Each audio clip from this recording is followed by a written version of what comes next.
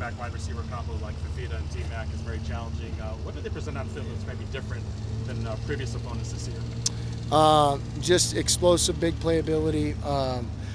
I think Fafita is the best quarterback we've seen all year. Okay, hands down. He might have been the best one we saw last year with all those guys that they had. So I just got a lot of respect for those guys. The receivers is fantastic. He just finds ways to get open. He's so rangy and big, and if you're playing off, he's gonna try to beat you underneath. If you're and create space. If you're playing on, he's gonna try to beat you over the tops. And so there's just we got to be real specific with how we play those guys and put our game plan around really stopping and defending this offense. Are there any comps that you can point to for those guys in terms of your players being able to prep and kind of look at stylistically? I mean, it's hard. I mean, it's hard to simulate what those guys do. They're, the passing game, Fafita is very comfortable. He has a lot of moxie. He's going to throw people open.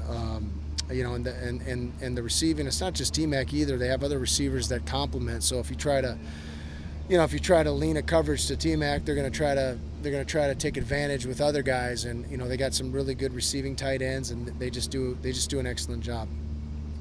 Seeing T-Mac and the way they utilize him, moving him around in different positions on the field, do you see any similarities between the way you guys kind of operate with Tyson and Levitt and being able to? I haven't paid attention much to our offense, what I'm saying? But I just know this: they're trying to get him the ball, and they're trying to open up their passing game by using him as a decoy as well. So we got to be sound defensively and fundamentally, and we got to be able to get a pass rush, and we got to be able to defend this offense with all 11 guys. So if you lean one way, there's other games they haven't even targeted him many times. So. They got really good players, and we got to be on our A game this week. These last 2 weeks with having the defense be so sound in the first half against both K-State and BYU, and then having kind of that second half slippage where the back door is kind of open, what do you feel like has kind of been the reason that it's attrition or any other? Well, Kansas State didn't score, I believe, until 2 minutes left to go in the third quarter, and then it was 2 minutes. They're just throwing the football and they're trying to score, and really, it's hard to.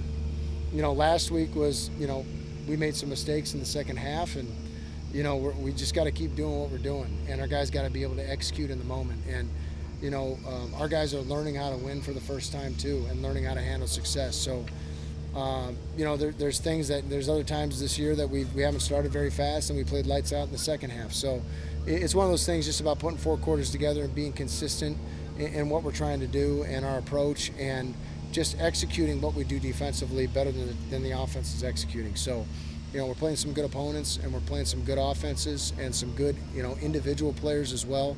We got to take the good with the bad and continue to move forward and get better.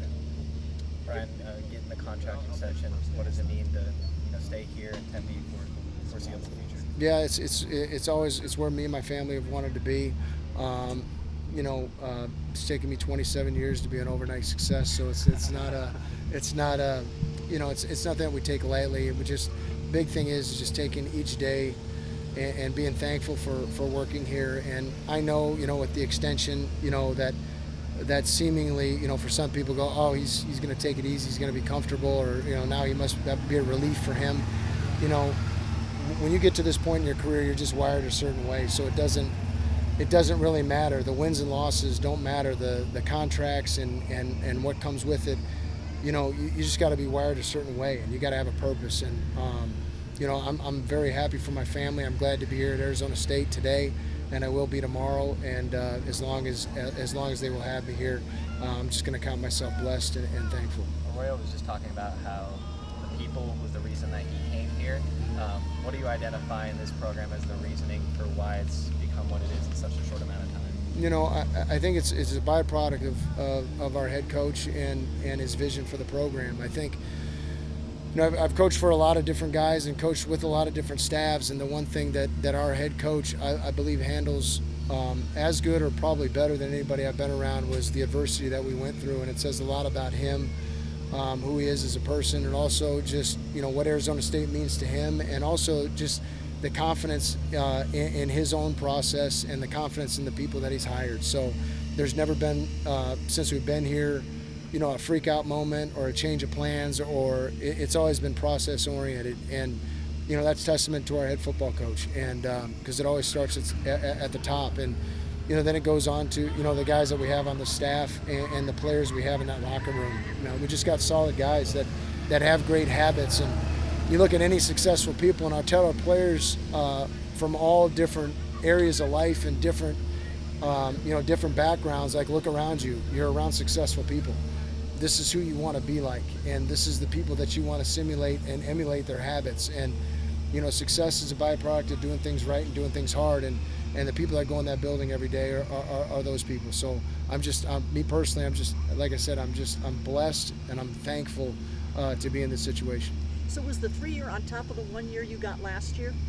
Or does that include? You'd have to ask my agent. So I think it's 3.